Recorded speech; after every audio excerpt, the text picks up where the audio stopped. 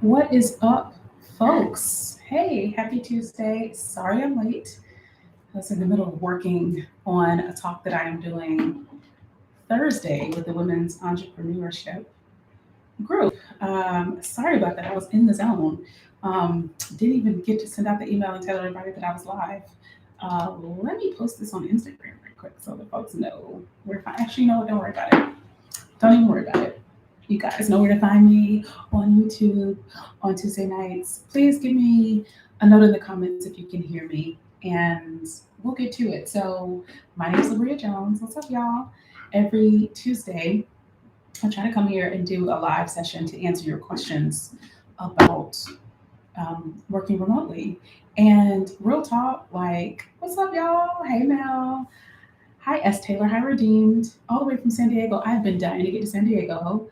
I think I hear San Diego is so beautiful. I need to get there soon. Um, so my name's Labria Jones. I've dubbed myself the remote work queen. No one else crowned this. No one else bestowed this upon me. I decided that's what I am. And I've kind of dedicated a lot of my time and attention and content to helping people land remote work. And the reason I started doing this live, guys, I would love to say I started doing this live because, it was strategic and, I just wanted to expand my content. Honestly, I started doing this live because I'm terrible at answering DMs. I'm so bad at it. I'm honestly so very bad at answering DMs. And people are always in my DMs asking me questions about remote work. And so I was like, the easiest thing to do is get my attention when you already have it, right? And so doing a live session where you can come and ask me a question, I can go ahead and answer it right then because, it takes so much effort, right? I gotta go check the D. I gotta remember to check the DMs, and then I have to be in a space where I can actually answer the question. So I carve out time to do this so I can actually answer questions because I am terrible at DMs, guys. I'm so sorry about that. So I want to take some time. I want to take some time and just answer some of the questions. I always answer questions on the the Instagram post first. And I only have 30 minutes tonight because I got some stuff I got to do. But a couple things I want to call out. One, almost every person that asks me a question, it can be answered. Almost every question that you guys ask me can be answered with start with the free guide that I have. The free guide was my favorite places to find remote work. I have a list of about 12 places that you can go to find remote jobs. It's not specific to any job type. It's not specific to location. It's not specific to how much experience you have, how many degrees you have. Those places are job boards that have all kinds of remote jobs in it. That is honestly the answer to 75% of the questions I get asked. Um, and then even better is the remote ready bundle that I have. It's a course that guides you through the 4 stages of landing a remote job: where to find the jobs, how to apply for the jobs, how to nail the interview, and how to negotiate the offer. And that actually has a list of 75 places to find remote work.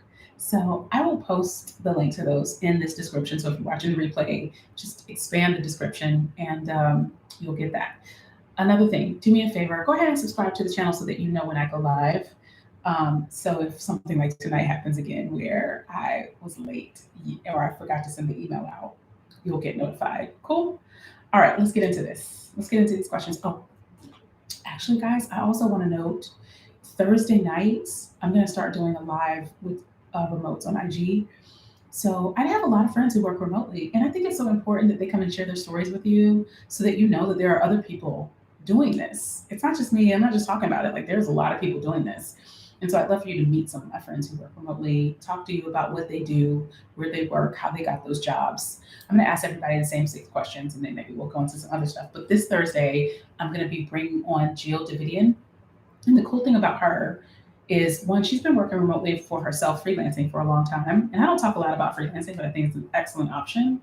But she also teaches a course on how other people can do what she does. And she has a challenge or a new course, a new cohort opening next month. And so I want her to come and talk to you guys on Thursday on Instagram about that. I'll mention it again in case we forget. So let's get to these questions. All right. Um, what are some remote roles for someone that's worked for welfare services and wants out? They've been there for 10 years. So I'm going to say this. I followed up with this person. Um, A lot of times, if you tell me where you worked, I can't answer the question, right? Because I need to know what you did. If you want me to give you advice on options for you to move into, I need to know what you did, what kind of work you did, right? You can't just say, I worked at a hospital, I worked at insurance in an insurance company, or I worked in welfare.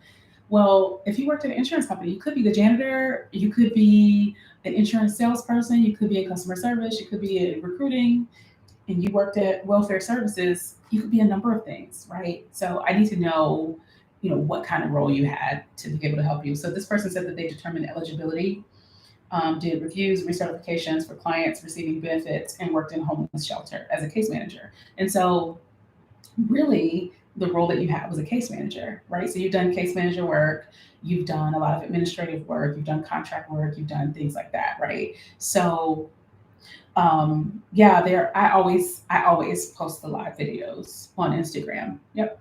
Yes, Mel, good question. Sorry to interrupt. All right, so this person, it sounds like what a lot of times people get stuck in what their job is and not what they do, right? What you do and what your job is can be, different things, right? So you worked in welfare services for 10 years, and over that 10 years, you've amassed some experience and some skills that are transferable to a lot of different other things, right? So you did case management, you did customer service, right? You did eligibility reviews, you did application reviews. Those are transferable skills. So what I would encourage you to do, rude boy, is to do searches for your actual skills, right? You don't have to look for a job title. Actually, case manager is probably a remote job title you can find. So you can do searches for the job title, but I also suggest you start searching for the actual skills that you've had as well. So do a search for, do a Google search for eligibility reviews, or do a search for contract reviews, or do a search for application reviews, or something like that. Like look at some of the skills and the activities that you did, and do searches for those, right? Because your title isn't necessarily what you do. Your title is just something they have to call you, right? So start to use some of your skills, start to think about your skills and how they transfer to other places. I off the bat can see that office management, general managers, I'm sorry, general administrative work, case management work, customer service work, client liaison work, um, all that kind of stuff would be great for you. And you could consider going to work for nonprofits, any nonprofit that has to disperse funds, or give out grant money, or have people go through an application process. That might be an option for you too. And there's a website for nonprofits, remote jobs. It's called nonprofitremote.com. So, nonprofit remote is one of them. Hopefully that answers your question, Rude Boy. Good luck to you, sir. Um, Someone asked, is every remote job considered virtual? Is every remote job considered virtual, and vice versa?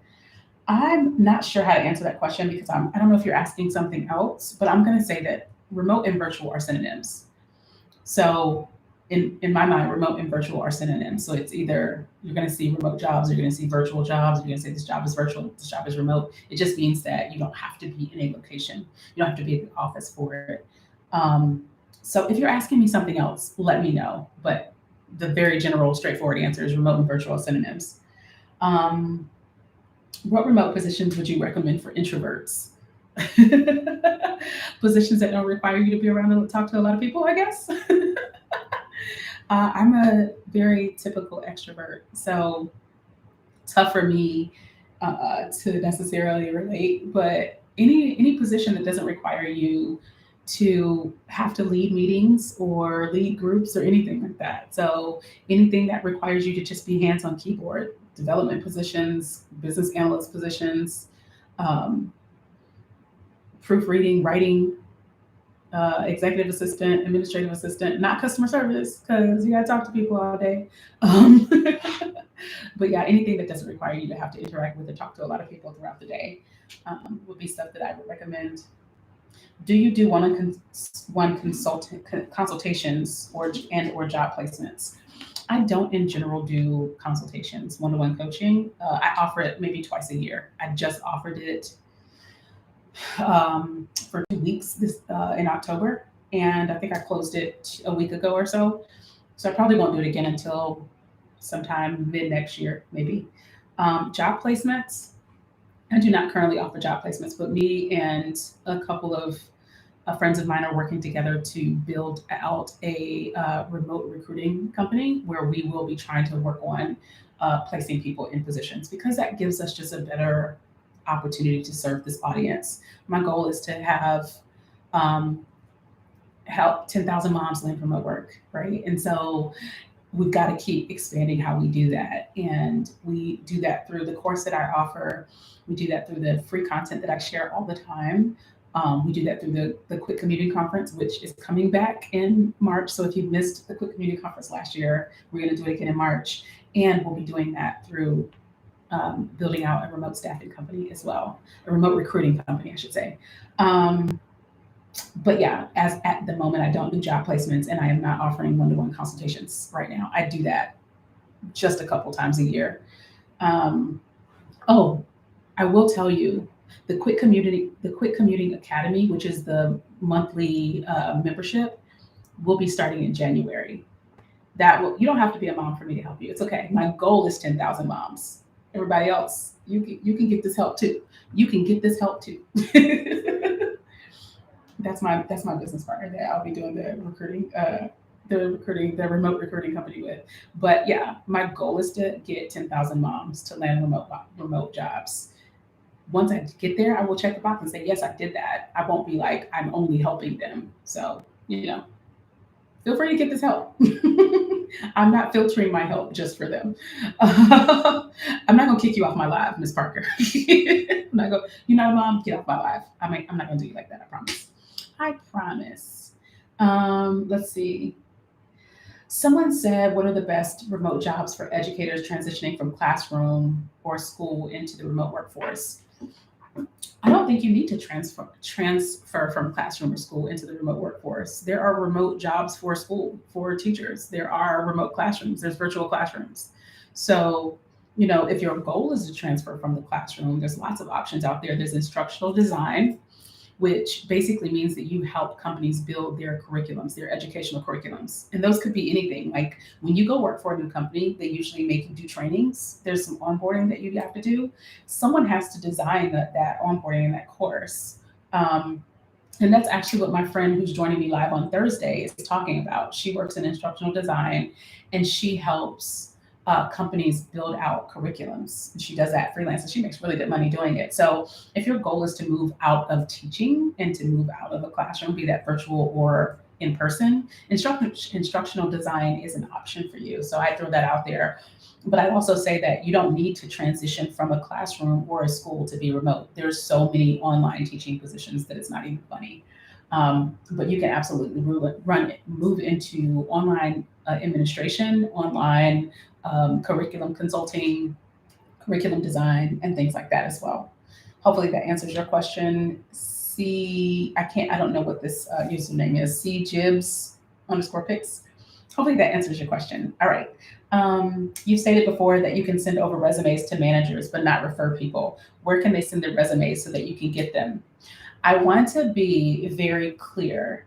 I said that my company is hiring project managers and business analysts and developers.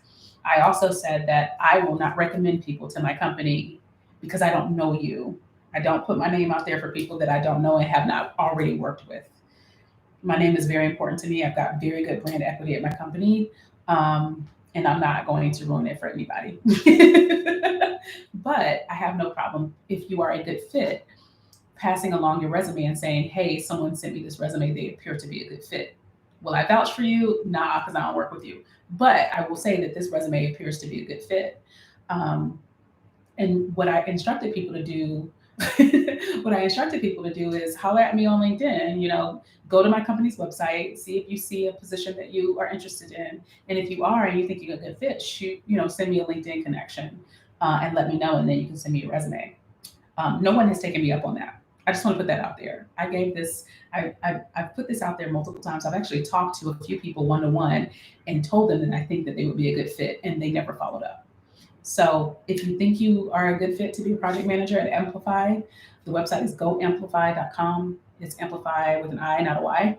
I put that in the description box. If you happen to look at what my company's hiring for and you think you're a good fit, holler at me on LinkedIn. I'm happy to pass your resume over if I agree that you're a good fit. I will tell you that in most cases, unless you have at least 3 years of experience, not specifically in our space, but as a project manager or an analyst, they're not going to want you to work remotely. If you're fresh into project management, if you're fresh into being a business analyst or a developer, they're probably going to want you at the office. Just so you know, keeping it real. But yeah, holler at me on LinkedIn, folks.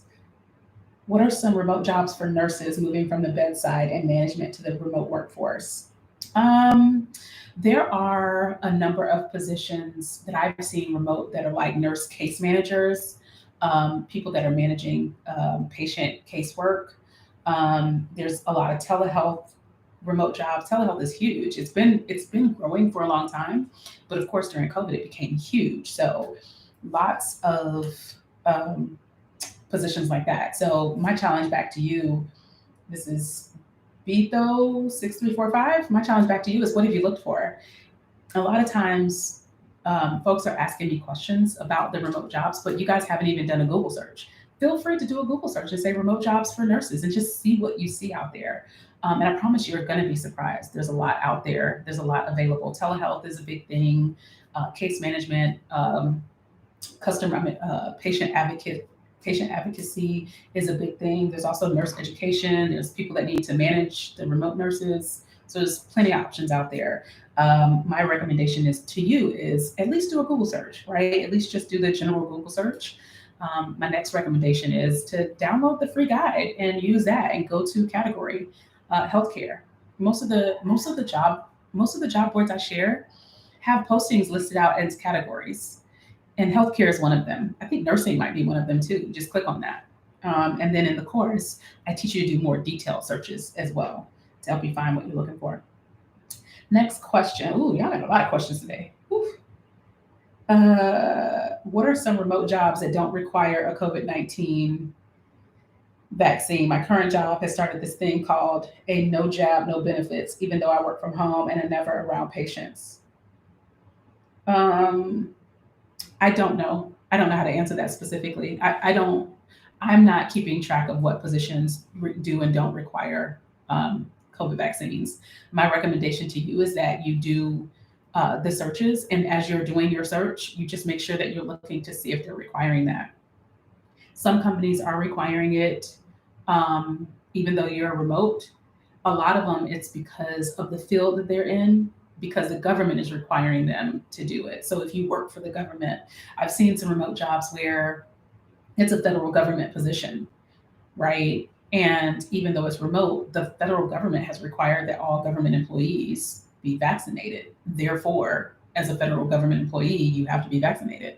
Or you're working for a company that their biggest client is the federal government, and a lot of times, whatever the government's regulations are, they impose it on their vendors as well, right?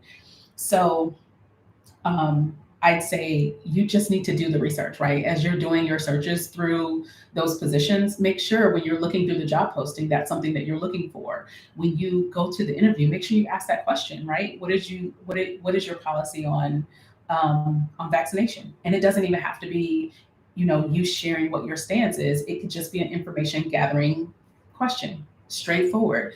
What is your company's requirement on vaccinations? Without revealing, because I know that the stance becomes political, right? And you don't want to be judged in an interview based on what your stance is. So come at it from just an information standpoint, right? Question number one, right? Government requires their contractors to follow their rules anyway. But question one, what is your remote setup, right? Because you want to know if they're going to be remote temporarily or if you're going to be remote indefinitely. Is this position fully remote? Is it fully remote into perpetuity? Question two, what are your requirements around vaccinations? Straightforward question. Yeah, no problem. Yeah, unfortunately, I'm not keeping up with the stats on how many jobs require vaccination, how many jobs don't. What I will tell you is more than likely, if it's a remote job that is government, healthcare, or their major clients of the government, they're likely going to require it. Um, let's see. I'm looking for positions that 100% remote, and how different is the interview process from the regular interview? Okay, I don't know if the first part was a question more than it was just a statement. I'm looking for positions that are 100% remote. I did last week share a lot of information about companies offering remote positions that aren't fully remote. So what I'll do is I'll put in the description box the Work from Anywhere Wednesday that I did last week, where I just kind of encourage folks to make sure you're reading through the job description, right? Just like what I just said to Mrs. Parker, make sure you're reading through the job description so that you can see, is this job truly remote? Is it 100% remote? Is it hybrid? Is it remote during the pandemic? Is it remote? Uh, is it remote 2 days a week? Make sure that's clear. And if it's not clear in the job description, don't be afraid to ask that question in the interview. You deserve to know. Because again, I've said this so many times, you're not in the interview begging for a job. You're in an interview trying to decide if you want to work there, right? So they need to you got to check their boxes, but they need to check yours. And if one of your boxes is 100% remote, it's very fair to ask that question. Is this position 100% remote in perpetuity, right? Indefinitely? Or is this 100% remote temporarily? If they didn't make that clear in the job description, then make sure that you ask that in the interview. Second part is, how different is the interview process from a regular interview? I think there are slight differences because you don't feel the same energy, right? If you have the Remote Ready bundle, there is a section about that in the Remote Ready bundle. We talk about interviews, and I even do the interview actually interviews me in the Remote Ready bundle so that you can get a feel for what a virtual interview looks like. For the most part, it's pretty similar, right? You need to show up on time. You need to answer your question. You need to answer the questions fully. You need to use the STAR method. If you need them to repeat the question, repeat the question. Ask them to repeat the question. If you need to take notes, take notes. I'd say the differences are, you have to pay attention to some things that you would not have paid attention to if you were in person, like lighting, background, all that stuff. Like, I need to be in a space where I've got good lighting. I need to be aware of my background, right? Like, I don't need to do an interview in front of a big picture of, I don't know, Lance Gross half naked, or Jason Momoa half naked. Like, I don't need to do that. That's not what I need to do. I need to be mindful of my background. You also have to be mindful of your clothing, but that's true if you go in person. I'd say another thing that to be mindful of is your energy level, because the energy doesn't translate the same as it does in person. And you're not going to feed off of their energy like you would in person, and they're not going to feed off yours like you would in person. And so you've got to make sure that that energy translates. Most of everything is the same, though, right? There's just a few things that you've got to pay attention to. How about evenings, nights, or weekends remote jobs? Um, yeah, evening, nights, and weekends remote jobs are available. A lot of those are things like customer service. Customer service is the main one that I can think of. That's evenings and weekends and overnight. I used to work customer service for American Express from, I want to say it was like 6 to 1 in the morning or something like that. It was pretty late. So it was like after I got off my day job, and I would work until like 1 or 2 in the morning. So those do exist. A lot of those are customer service. Another thing is freelancing. So if you freelance, for the most part, unless you have to be in meetings or meet with clients, you can do your work whenever. Um, oh, thank you. Saying.co. I'm just here to say you never stop impressing me. You're so sweet. Thank you. And the last question here on Instagram. So I've got 6 minutes. So I might be able to get to some of y'all's questions. Yay. I'm in a unique situation where they've decided to move forward and offer the job, but I haven't received an offer letter. It's been close to 2 weeks. In the meantime, I've been continuing to interview for other companies. Is it normal for a company to take so long to send an offer after expressing interest in hiring you? Am I right to continue to act as a free agent? Red Birdie 32. First off, congratulations on getting an offer. Yay, everybody give a clap for Red Birdie. She got a job offer for a remote job. Super excited for you. Congratulations. Yay. Okay, so what I will say is, I can't believe it's 2 weeks and you haven't followed up, babe. Hey, Patrice. Why haven't you followed up? Keep in mind, like recruiters, yeah, hiring managers, they're people. They forget to do things. They get overwhelmed just like you do. Baby, send a follow-up email and say, hey, I really enjoyed meeting with you guys. I'm looking forward to the next step in the process. Can you please let me know when I'll hear back from you? Please reach out. Like if they haven't responded to you, reach out. And they said it's coming. Okay, cool. It doesn't hurt to, I don't know how long that's been, but I'd say if it's been a week, if it's been more than if it's been 5 business days since they said it's coming, I would just follow up and say, hey, I'm just checking in. I don't want to be a pest. If you could let me know. I'm trying to figure out how I would normally word this, but I just say, hey, can you let me know what date you guys are planning to provide the offer letter? I'm eager to read through it and discuss next steps. Right? Just let me know what date you guys are planning to send the offer letter. I'm eager to read through that and discuss next steps. Just like that. Just because they're probably working really, really hard to hire people. They're probably struggling to stay on top of things and they might just need a nudge. I don't mind when people nudge me and remind me of things and follow up. The rest of your question, though, is it normal for them to take so long? Probably not. I honestly don't know. It really just depends on the company and how they work. But am I right to continue to act as a free agent? You are a free agent. You don't work there. You ain't married till you married, boo. um, yeah, no, I totally get that. I totally get the feeling of not wanting to be a pest. But I don't think there's anything wrong with saying, it's after 5 business days, 6 business days. Just hey, and you can say that I don't want to be a pest, but I'd love to know what day I should expect to receive the offer because I'm really eager to read through that and have um, and move forward with the next steps. That simple, that straightforward. And in the meantime, you are a free agent. You can do whatever you want. You don't work there, therefore you don't owe them anything, right? It ain't cheating if you're single. So good luck to you. Congratulations and good luck. I hope they get back to you soon. All right, let me see how many questions I can get to in my next 3 minutes. Not to add to your plate, but will your Thursday videos be saved? Yes. Anytime I do a live video, I save it to IGTV. What options would you recommend for a teacher? I actually mentioned that earlier. What options would you recommend for a teacher? There's a lot of online schools. Curriculum development is an option as well, and then instructional design. What I would say to you, Melissa, is make sure you come to the Thursday Live and meet Jill. A lot of teachers are moving into her program and doing instructional design as well. Are you still doing one-on-ones now? Beverly, I'm not doing one-on-ones. I opened my calendar for one-on-ones for 2 weeks. I'll be honest with you guys, it's really challenging to do one-on-ones. It's very labor intensive for me, very time consuming. And I have a full-time job, this business, a teenager, other things I'm working on. So it's really challenging for me to do the one-on-ones. But I am really looking forward to moving to a community platform, which I'll be launching in January, where we have a space where we can continually have conversations. So like we'll do a Monday master class. We'll do a monthly recruiter roundtable where we're talking to recruiters, and we'll do a monthly thing where you guys can ask questions and stuff like that.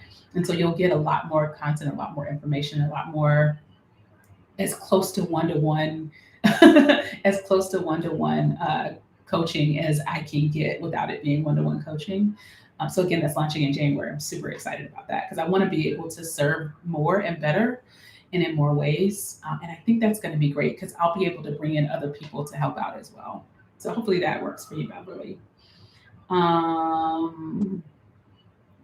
Ooh, remote test proctor. That's pretty cool. Thank you for mentioning that, S. Taylor. I like how you phrase that. What's your policy on vax? Yeah, I feel like a lot of times we go into situations afraid of a negative response and afraid of being judged with the question when really it's a straightforward question, right? Like, what's your policy on vaccinations? That doesn't reveal at all what my stance on it is. I'm just asking you what yours is. right? So we don't have to go into those situations being afraid that we're going to ruin it by asking the question. It's a fair question. Um, are you part of Guinness Guild, Genius Guild? What is that? I don't know what Genius Guild is. Please let me know what that is. I have no idea what that is. Jono say KSS though. All right, I think I hit all the questions in just over 30 minutes. This was a lot of fun. I love doing these, but I promise y'all, starting next year, I'm gonna have to do it once a month. It's a uh, black woman owned platform. You gotta tell me more. Black woman owned platform that does what? I have to look that up. Promoting black women owned business. Oh, that's pretty dope. That is pretty dope. I love the whole crew in Playa del Carmen. It's such a great community in Playa. If you guys ever get the chance to go to Playa del Carmen, do that. Such a great community of black folks down there. Um, Thank you, Mel. I love that. Every one of these that I do, I have like an assistant, a hype woman, a hype man. Thank you. Feel free to like the video. All right, so a couple of things I mentioned that I want to remind you of. If you don't already have my free guide, download that thing. Go ahead and download it. If you go to libriajones.com and I think scroll down the page, you'll get to the free guide. If you haven't purchased the course, the Remote Ready Bundle, it's a great course, if I do say so myself. And it's less than $50, and you can pay for it in 2 installments if you need to. And it guides you through, like I said, 4 phases. It's honestly, I tell people it's 17 videos and like 4 guides, 2 tools, and like 5 resources. That sounds like a lot, but I actually chunked it up into very short videos. I wanted it to be palatable, and I wanted you to be able to get through it in a weekend. You can get through it in a weekend, I promise. So check out the Remote Ready Bundle. Again, if you go to libriajones.com, you can grab that there. And I'll actually put a link to it in the description. So if you're watching the replay, you will get that. The third thing I want to mention, ooh, I love that. Patrice said she got her pending offer with the bundle. Excellent resources.